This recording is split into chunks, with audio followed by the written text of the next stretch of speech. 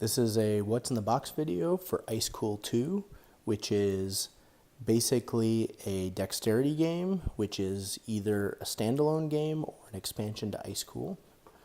Let's take a look at what's in the box. Oh, it's for 2 to 4 players as a standalone game, and up to 8 with an as an expansion. So we have our cool little penguins for flicking around.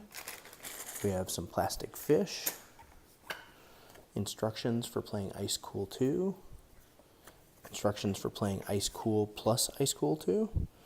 And it looks like I have multiple copies of the instructions, so in different languages. So there's different, like French, Spanish. So I guess they ship this to multiple countries.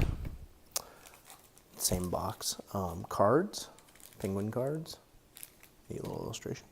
And then the cool 3-dimensional board that you're going to be flicking around on that you're going to set up. So you basically have these ice rinks that come in the box that are all slightly smaller than each other, and you'll build them into a board which you'll play. Even this one is part of it, so they really optimize the space here, and that's how you'll basically flick the penguins through to play the game.